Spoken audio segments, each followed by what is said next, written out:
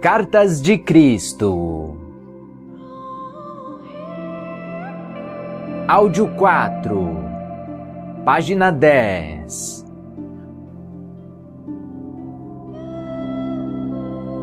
O que eu senti quando estive no deserto?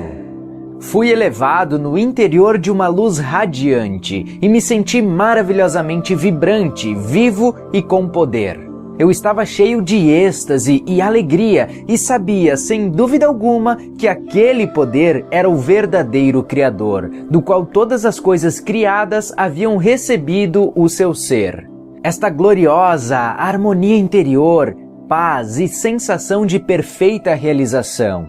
Nada mais precisando ser acrescentado àquele belo momento, era a própria natureza da realidade, o poder criativo, dando vida à criação e à existência.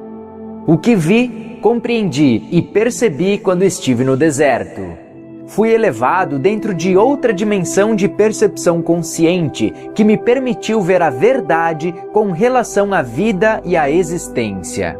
Vi, lúcida e claramente, o que era real e o que era falso no pensamento do homem. Compreendi que aquele poder criativo que eu estava experimentando era infinito, eterno, universal, que preenchia todo o espaço além do céu, dos oceanos, da terra e de todas as coisas vivas. Vi que aquilo era o poder mental, era o poder criativo da mente. Não havia ponto onde não existisse aquele poder criativo da mente divina. Percebi que a mente humana originava-se da divina mente criativa, mas que era somente uma vela iluminada pelo sol. Às vezes, minha visão humana era tão espiritualmente elevada que eu podia ver através das pedras, da terra e da areia. Estas então pareciam ser simplesmente minúsculas partículas de brilho cintilante. Eu percebi que nada era realmente sólido. Quando eu tinha momentos de dúvida de que aquilo pudesse ser assim, as mudanças no fenômeno deixavam de existir e muito mais tarde eu descobri que meus pensamentos, se fortemente impregnados de convicção, poderiam causar mudanças no cintilar das partículas, coisa que a ciência chama hoje de partículas carregadas eletricamente e, portanto, produzir mudanças na aparência da pedra ou de qualquer outra coisa que eu estivesse estudando. Foi naquele momento que compreendi o poderoso efeito que a convicção ou a fé inquebrantável tinham sobre o ambiente, ao exprimir um comando ou mesmo uma crença. E ainda mais impressionante foi a abertura de minha mente, a compreensão em consciência cósmica de que tudo o que havia testemunhado era realmente o poder criativo da própria mente divina, tornada visível no cintilar das minúsculas partículas. Além disso, a aparência de tudo poderia ser profundamente afetada pelas atividades do pensamento humano. Compreendi que não havia nada sólido no universo, que tudo o que era visível estava manifestando um estado de consciência diferente, que determinava a composição e a forma do cintilar das partículas. Portanto, toda forma exterior era uma expressão da consciência interior. Compreendi que a vida e a consciência eram um e a mesma coisa. Era impossível dizer isto é a vida e aquilo é consciência. A consciência era a vida e a vida era a consciência e era o poder criativo de ambas. Mente universal divina mais além, dentro e por trás do universo. Compreendi que as pessoas davam grande importância à individualidade e à forma. Elas não podiam imaginar uma mente ou inteligência operando de modo efetivo, senão por meio da forma individual. Por isso, os judeus haviam criado uma imagem mental de um imenso ser supremo, tendo todos os atributos positivos e negativos do ser humano. Desta forma, era possível para os profetas acreditarem em e falarem da ira de Jeová, ameaças e castigos e da vinda de enfermidades e pragas em resposta à desobediência humana. Mas percebi que estas imagens mentais eram mitos, elas não existiam. Percebi que em qualquer dimensão da existência era a mente, a inteligência manifestada, que era o fator mais importante no que se refere à criação e ao homem em si. De modo que se deveria reescrever o Gênesis assim: antes da criação era a mente universal, o poder criativo dentro e por trás da criação em si. Tendo visto tão claramente, para além de toda discussão, que o poder criativo da mente universal estava em todo lugar, no infinito do céu e ativo dentro das formas terrenas, fui impulsionado interiormente a olhar ao meu redor. Olhei e vi apenas cascalho e pedra. Então, subitamente, me foi apresentada a imagem de uma bela paisagem, na qual crescia todo tipo de plantas, arbustos e árvores, aves sobrevoando as árvores e animais pastando na relva. Assistindo a esta visão com admiração, vi que as plantas e árvores, cada uma delas, e sim, mesmo os pássaros e os animais, na realidade eram compostos de centenas de infinitas comunidades de minúsculas entidades trabalhando sem parar, seus cientistas modernos as chamam de células, em um espírito de total harmonia e cooperação para produzir a substância e os diversos órgãos dos sistemas internos e o aspecto exterior das entidades vivas e completas. Contemplei esta maravilhosa atividade por um longo tempo, ainda que o tempo já não tivesse mais importância para mim. Enquanto eu olhava, pensava: quem poderia ter adivinhado que sob a cobertura de pelagem, plumas e pele haveria tão intensa atividade em diminutas comunidades de entidades trabalhando juntas para dar vida, forma, nutrição, cura, proteção e resistência aos corpos de tantas espécies diferentes? Era a inteligência do trabalho realizado que atraía a minha atenção.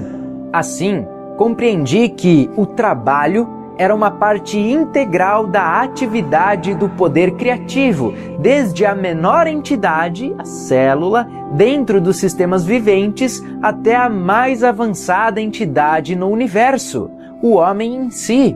No sistema de todos os seres vivos, todo o trabalho estava sob a direção do poder criativo divino, no qual estavam os planos e desígnios da criação. Vi que esses planos e desígnios eram, na verdade, formas de consciência e poderiam chamar-se de palavras, uma vez que cada palavra significa uma forma muito especial de consciência. Assim, a palavra original, na consciência do poder criativo, se manifesta no mundo visível. A palavra e, portanto, o padrão da consciência permanece na mente criativa divina, manifestando-se continuamente em si mesma. Pude ver, então, que tudo no universo vivia, se movia e tinha seu ser no poder criativo da mente universal, a qual era infinita e eterna, e era a única verdadeira realidade por trás de todas as manifestações da forma individualizada. Enchi-me de louvor, pois tudo no mundo procedia de e ainda estava dentro deste supremo poder criativo da mente divina. Fiquei maravilhado com toda esta atividade secreta que está sempre operando em tudo o que é vivo, incluindo o corpo humano. Perguntei-me como é que unidades tão pequenas funcionavam de forma tão inteligente, de acordo com os planos específicos para produzir sem erro a forma proposta, o tronco da árvore, as folhas, flores, frutos, insetos, pássaros, animais e o corpo humano. Compreendi, com mais clareza ainda, que o poder criativo era a própria fonte de toda a atividade inteligente no universo. Se o homem possuía inteligência, era somente porque a havia extraído da fonte universal de todo ser.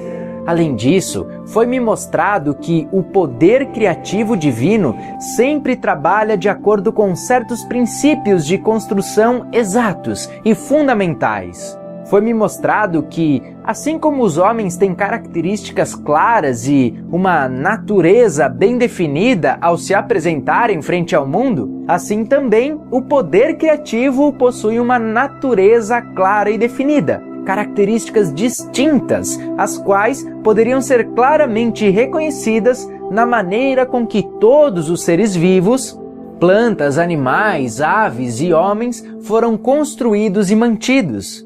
Vi que estes princípios e características, claramente observados no processo da criação, eram leis invariáveis governando toda a existência. Estas leis são tão parte da vida que nunca são questionadas. São constantes e consistentes, mas não haveria tais leis se não houvesse o poder criativo e inteligente se manifestando por meio do universo.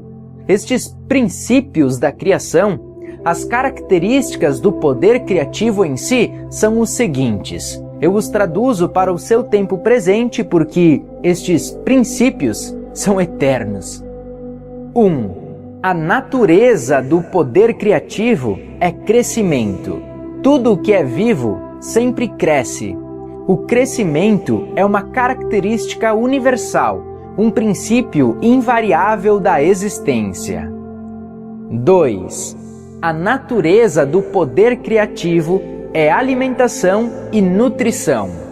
A alimentação e a nutrição são um processo maravilhosamente organizado dentro do corpo, que é evidente para todos aqueles que se dão ao trabalho de considerá-lo.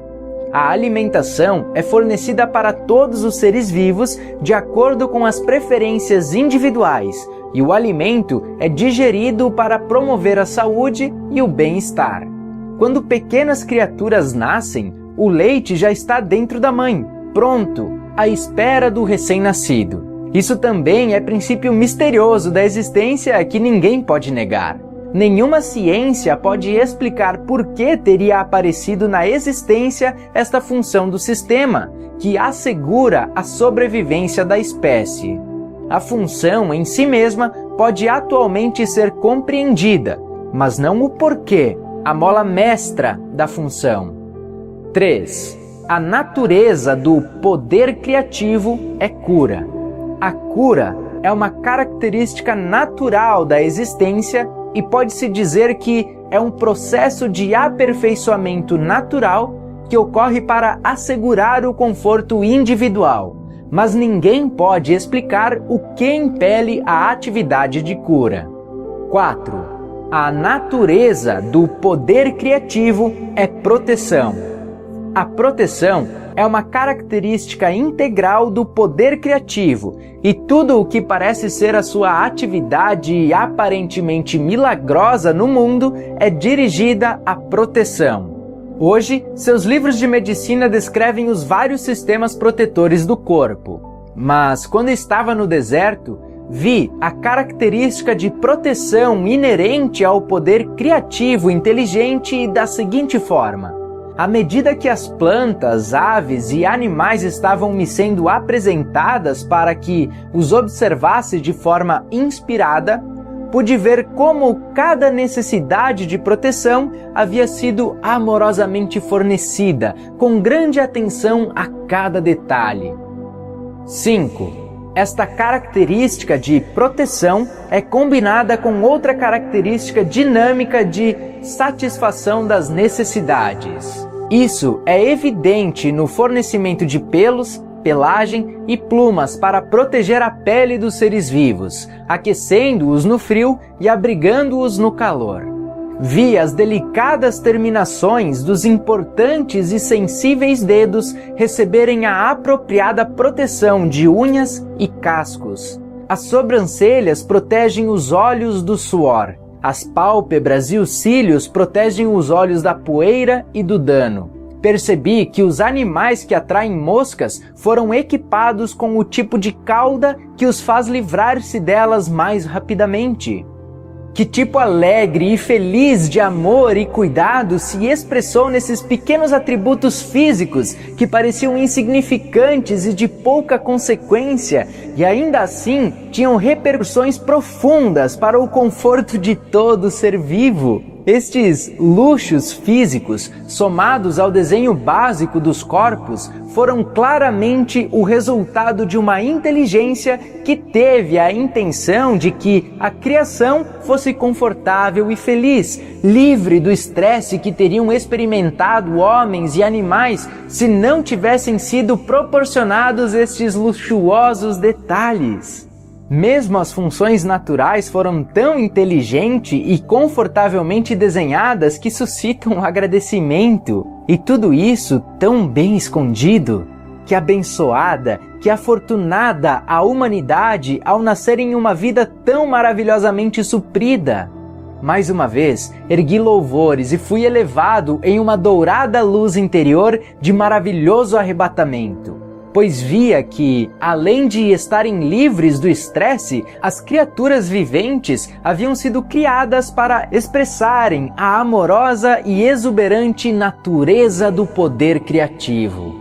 Por isso foram equipadas com membros, braços, mãos, pernas, pés e dedos que lhes permitem deslocar-se, correr, pular, dançar e expressar seus pensamentos e sentimentos mais íntimos. Eu senti mesmo que, se a humanidade desejasse voar e desenvolver asas, se acreditasse de todo o coração que poderia fazê-lo, algo adicional começaria a se desenvolver para que pudesse voar. Foi nesse momento de compreensão da natureza do poder criativo que cheguei até a plena consciência do amor que dirigia as obras do poder criativo inteligente universal.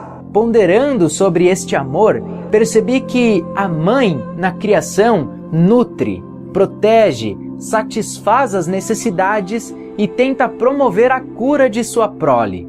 Esta é a atividade do amor. 6. No próximo áudio.